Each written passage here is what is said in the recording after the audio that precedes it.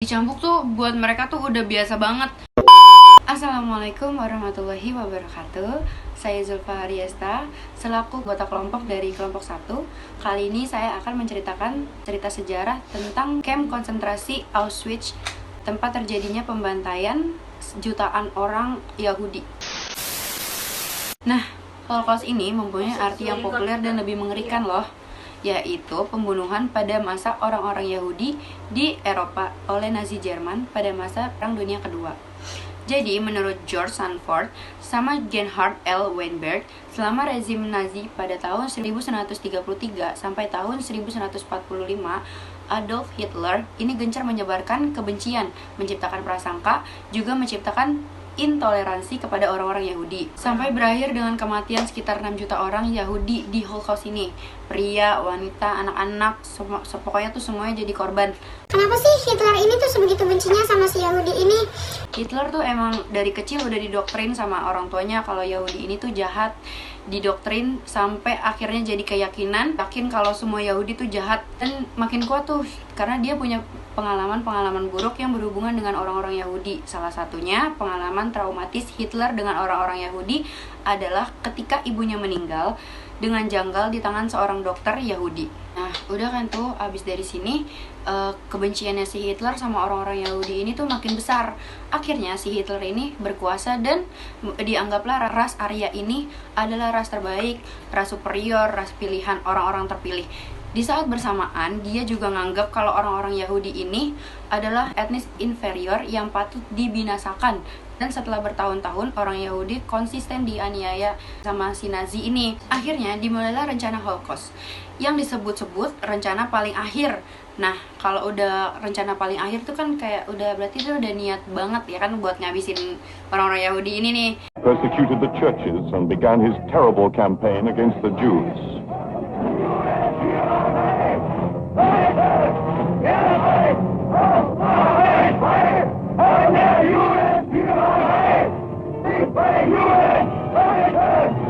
Tapi tuh orang-orang Yahudi ini nggak habis gitu loh di Holocaust ini. Masih ada tuh mereka sampai sekarang.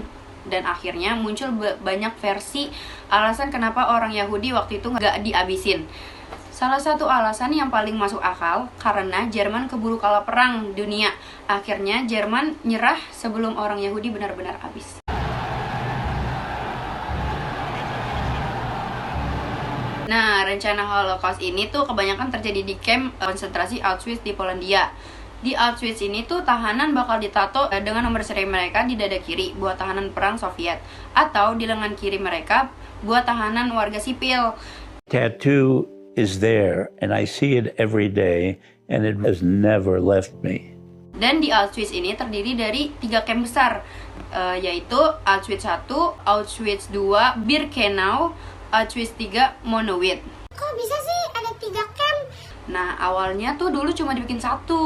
Yang pertama ini dulu niatnya cuma buat nampung tahanan politik. Tahanan ini tuh nantinya bakal diarahin ke kerja paksa, dan dalam perkembangannya di Auschwitz 1 ini jadi tempat administrasi. Yahudi yang ditangkap di mana-mana itu pasti dikumpulinnya tuh di Auschwitz 1 dulu nih, di data. Selain Auschwitz 1 ini tuh juga ada tempat penyiksaan di blok 11. Antara blok 10 ada satu tembok besar yang dikasih nama tuh Death Wall. Karena biasa tahanan bakal dieksekusi di tembok ini. Dijejerin 11, dijejerin terus tuh ditembak-tembakin satu-satu. Terus ada satu laporan yang bilang kalau ada 11.270 pertahanan sipil dan 6.314 tahanan perang yang dieksekusi di Death Wall ini. Nah, dan ingat ya, ini tuh baru yang dieksekusi, belum yang dipukulin, belum yang segala macem. Pokoknya banyak banget. Auschwitz was hell. Auschwitz really was hell. Nah, terus tuh yang di blok 11 yang tadi yang dijuluki sebagai blok pembantaian, siksaannya tuh juga macem-macem banget. Dipukulin tuh udah pasti banget. Dan kalau ada tahanan yang bantu tahanan yang lain abis dipukulin itu, pasti disiksa juga, dipukulin. Misalnya ngebantu ngobatin gitu, dia tuh bakal dipukulin juga, bakal ikut dipukulin juga, sambil buat nyari informasi gitu loh. Nah, terus biasanya tahanan yang bantuin tahanan yang lainnya, biasanya tuh mereka bakal ditaruh mukanya di atas kompor, dia biarin mukanya terbakar gitu sampai mereka ngomong informasi-informasinya itu loh. Dicambuk tuh buat mereka tuh udah biasa banget. Nah, biasanya sambil dicambuk ini tuh tahanan ini tuh harus ngitung sendiri cambukan mereka sambil ngomong, harus ini wajib banget sambil ngomong terima kasih banyak. Jadi misalkan kayak dicambuk 1, terima kasih banyak gitu, 2, terima kasih banyak gitu. Nah, terus tahanan tuh juga banyak banget yang digantung gitu. Jadi pertama-tama tuh pas diikatnya tuh ke belakang terus ditarik ke atas gitu. Bayangin gak sih, sakit banget kan kalau udah habis digantung. Ini tuh terus bahu mereka kan udah rusak gitu kan, dan nggak bisa berfungsi, sakit banget gitu kan. Nah, terus abis itu mereka bakal langsung dikirim ke camp Auschwitz 2, dan bisa dipastiin mereka di sana bakal tewas. Kenapa bakal tewas? Karena camp ini tuh camp pemusnahan. Semua yang dikirim ke sana tuh udah pasti buat dibinasakan. Dikasih nama Auschwitz 2, Birkenau, dibangun pada tahun 1940 untuk mengurangi kepadatan di camp pertama. Rencana awalnya buat nampung 50.000 tahanan politik buat kerja paksa. Tapi terus nambah sampai ada 200.000. Nah, abis itu tuh Birkenau dialihfungsikan sebagai pemusnahan sampai dibikin mandatory krematorium yang dibikin buat ngebakar mayat yang udah meninggal di kamar gas yang edannya. Yang bakal ngebakar mayat di krematorium itu bukan tentara Nazi. Bukan penjaga yang di sana, tapi petugas kerja paksa yang dikasih nama Sonderkommando. Mereka tuh disuruh bakar mayat orang-orang mereka sendiri nih. Dengan kemungkinan besar mereka juga bakal kayak gitu. Ini tuh gambaran mereka gitu loh. Dan emang tugas pertama unit Sonderkommando ini yang baru datang itu adalah membersihkan mayat-mayat unit Sonderkommando sebelumnya. Sampai akhirnya ada kejadian tanggal 7 Oktober 1944 yang bertugas di Sonderkommando ini dapat kabar kalau mereka bakal dipindahin ke camp lain. Nah, pas dengar kabar ini itu, mereka tuh udah ngerti kalau dipindahin ke camp lain tuh berarti giliran mereka yang bakal dibunuh. Mereka nggak mau dong. Akhirnya mereka ngeberontak ke penjaga Nazi di sana. 3 orang meninggal dan salah satunya dibakar hidup-hidup gitu. Nah, gara-gara kejadian ini, krematorium nomor 4 katanya sampai rusak, dan hari itu ada 250 Sonderkommando yang tewas di tempat, dan situasi ini dimanfaatkan sama beberapa tahanan buat melarikan diri. Tapi nggak semua berhasil, ada yang ditangkap lagi dan dihukum mati. Berarti emang udah gila banget, segila itu karena masuk sana tuh bener-bener udah nggak ada harapan sama sekali buat keluar, apalagi buat melarikan diri. Wah, gila. Died. They were either burnt in these ovens or thrown like vermin into lard. Nah, terus camp 3 ini, Camp Monowitz, ini dibangun buat para pekerja paksa di kompleks itu. Awalnya ada sekitar 35.000 pekerja paksa, tapi nggak lama nyampe situ 20.000 orang langsung meninggal gara-gara kurang gizi, penyakit, sama beban kerja. Gila ya, ternyata selain meninggal gara-gara disiksa, dibantai langsung juga ternyata bisa meninggal pelan-pelan kayak gini ya di sana. Kalau gue sih meninggal langsung aja ya kali. Nah, terus manajer pabrik di sana tuh juga kayak nakut-nakutin para pekerja paksa ini dengan bilang kalau mereka kerjanya nggak benar, kalau nggak produktivitasnya nggak meningkat, mereka bakal dikirim ke camp 2 yang sampai sana pasti langsung meninggal. Ya, jadi pilihannya meninggal pelan-pelan di camp 3 apa langsung meninggal di camp 2. Nah, kalau gue kan tadi kayak mendingan lu langsung ke camp 2 aja lah, langsung meninggal.